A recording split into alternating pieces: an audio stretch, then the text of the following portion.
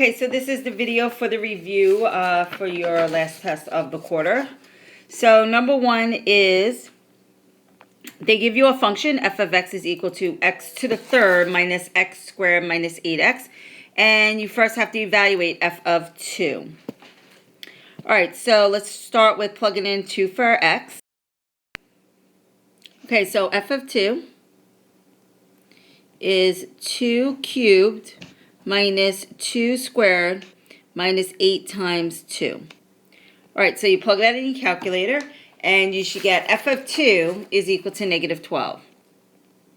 All right, so b is f of negative 2. So f of negative 2, so that's negative 2 cubed minus negative 2 squared minus 8 times negative 2. Plug that in your calculator, and you get 4. All right, f of I. So it's f of negative I, of negative I. So wherever I see an x, I'm going to plug in negative I. So it's negative I cubed minus negative I squared minus 8 times negative I. All right, so negative I cubed is negative I cubed minus negative I squared is I squared, and negative 8 times negative I is positive 8I. Now remember, you have to know this here. I cubed is negative I, so that's negative times negative I, so that's going to be positive I squared is negative 1, so it's minus negative 1, which is going to be plus 1, and then I have plus 8I. So when I combine like terms, I plus 8I, that's 1 plus 9I. All right, so let's take a look at D. D says, let me just move some of this stuff.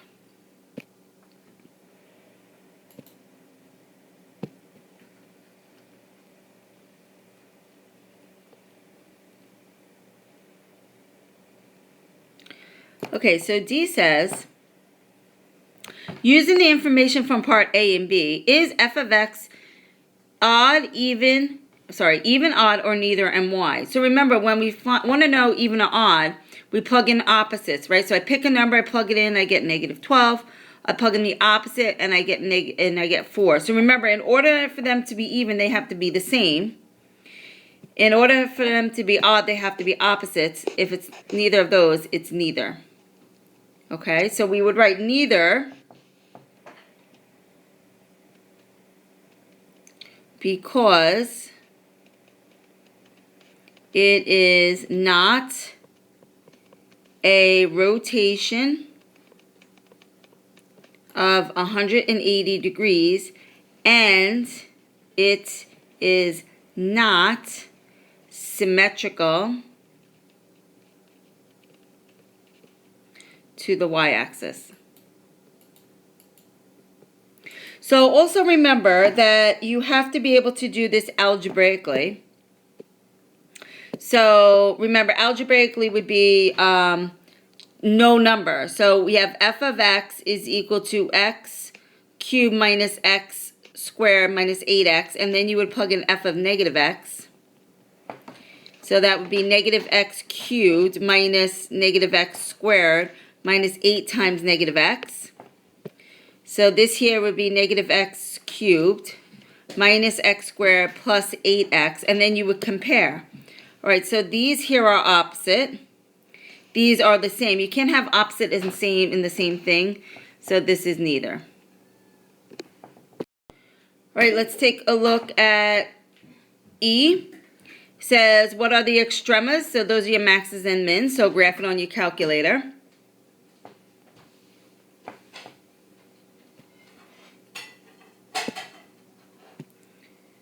All right, so when we graph this on the calculator, it looks something like this.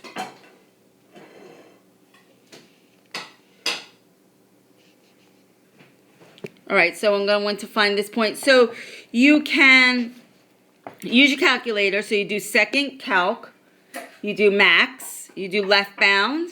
So bring the cursor to the left. Right bound, and you want it to guess. And I'm going to just round this. So I might have a max at negative 1.33, comma 6.52. And then you're going to do your min.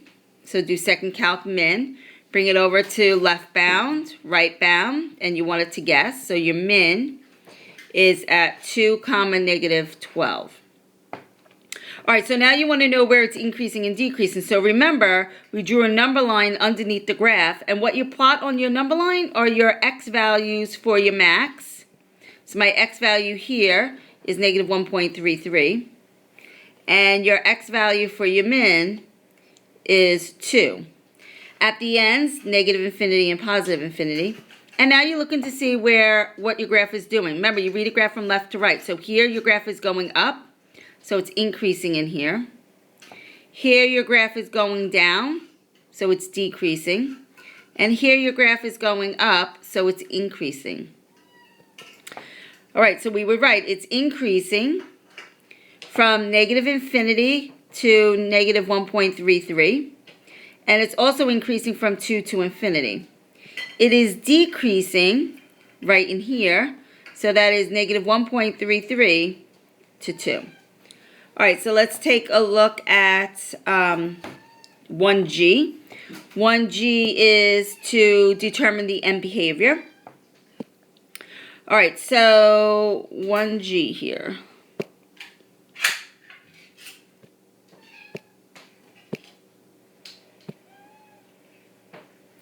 All right, so my graph here is going down. So as x goes to negative infinity, y is going down. So as x goes to negative infinity, f of x goes to negative infinity. As x goes to the right, so x is going to infinity. So as x goes to infinity, f of x goes to, well, that's going up. So that's going to infinity.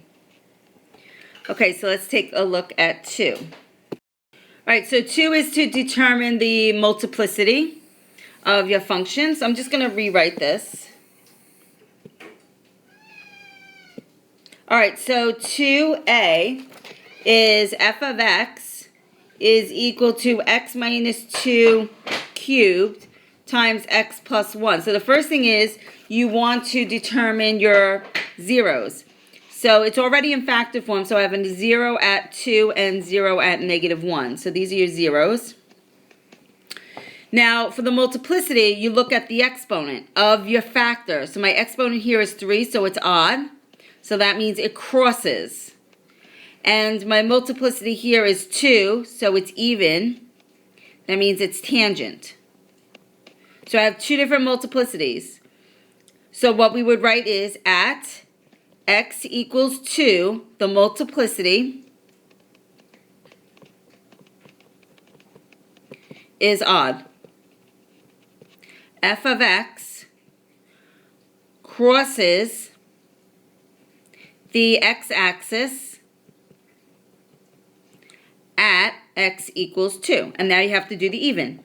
At x equals negative 1, the multiplicity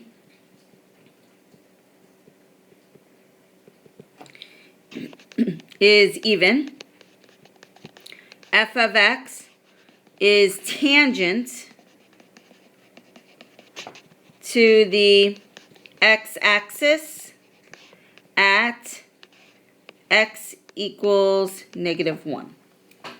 All right, so let's take a look at 2b. Okay, so 2b is f of x is equal to negative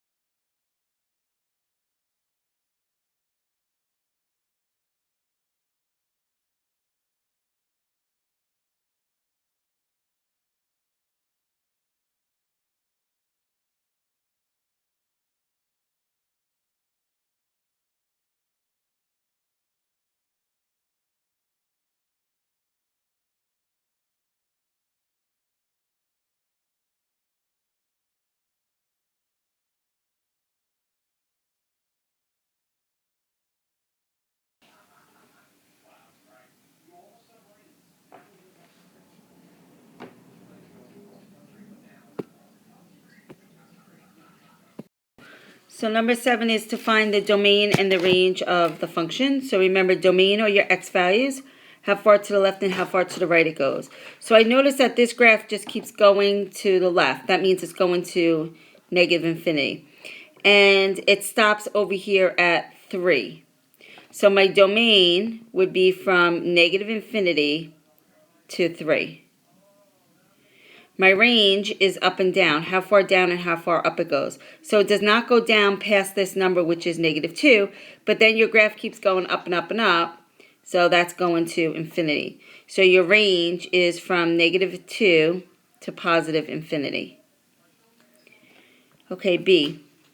Domain is left to right. It does not go past this number here, which is negative 5, and it does not go past the right side at 4. So the domain is from negative 5 to 4. And your range, up and down, it does not go past negative 3 and does not go past positive 3. So that's from negative 3 to 3.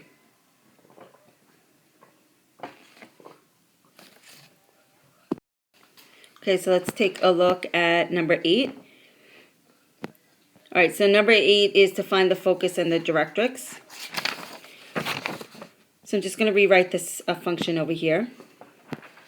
So my function is x plus 11 squared equals 4 times y minus 2. So remember, the equation is x minus h squared equals 4p times y minus k. So my vertex then for this function is negative 11, 2. So let's draw a picture. So now I have negative 11, 2. That is my vertex. So now I need my 4p. So 4p is equal to 4. So that means p is equal to 1. That means from vertex to focus, I'm going up 1 unit. So from 2, if I go up 1 unit, that puts me at 3. And that would be my focus. So my focus is negative 11, 3. All right, now I need my directrix. My directrix is now down 1 unit. If I went up 1 unit, then I need to go down 1 unit. That's going to put me at 1. So this would be my directrix. So the directrix is y is equal to 1. Okay, so let's take a look at number 9. Okay, number 9 is writing the equation of the polynomial given these particular roots.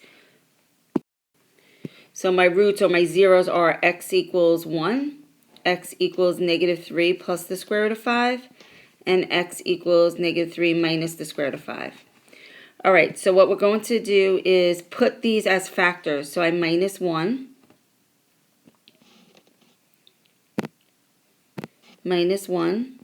and I get x minus 1. That's a factor. For this guy here, I'm going to add 3 minus the square root of 5. So that's x plus 3 minus the square root of 5. And for this one, I'm going to add 3, add the square root of 5. So it's x plus 3 plus the square root of 5. All right, so I'm going to start, but now I have to multiply these. And it should equal 0, remember. So I'm going to start with this. So I'm going to write it up and down like this. And now multiply them. All right, so I'm going to start with the square root of 5 times negative the square root of 5. Remember, square root of 5 times square root of 5 would be 5. And it's going to be negative, so it's negative 5. And then I have the square root of 5. The square root of 5 times 3 would be 3 the square root of 5. And that's positive. And then I have the square root of 5 times x would be x the square root of 5. And then I'm going to multiply 3 times the square root of 5. Negative the square root of 5 would be negative 3 the square root of 5. And then I'm going to multiply 3 times 3, which is 9. Make sure you put that underneath the 5. So that's positive 9. And then I have here 3 times x is going to be 3x. And that I'll put over here. Okay, and then now I'm going to multiply x times negative the square root of 5, which is going to be negative x the square root of 5.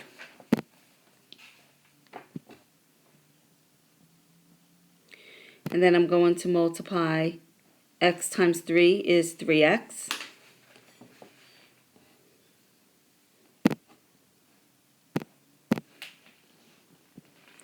And then I'm going to multiply x times x, and that's going to give me x squared. Let me squeeze it in over here. Sorry, I have to put it back here because I ran out of room. Okay, so we're just going to make sure we put that down at the other end, though. Okay, so now let's add straight down. All right, so I have positive 4. And then I have these cancel. These here cancel. 3x and 3x is 6x, and then I have the x squared here. All right, now I need to multiply that by this binomial. So now I'm going to multiply by x minus 1.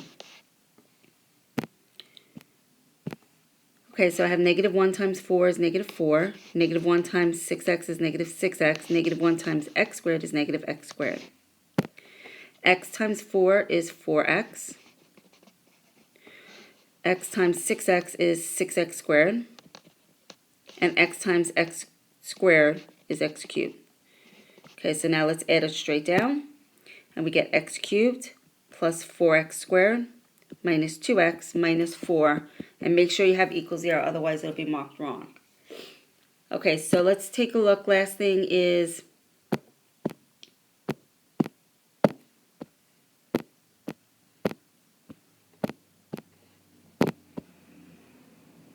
okay, make sure you do know how to determine all the key features of a polynomial. That's, I'm talking about slope, things that we did in class the other day. You know, the maximum value, the minimum value, all those. Okay, so that's it, and I'll see you guys tomorrow in class. And study, study, study. Have a good night.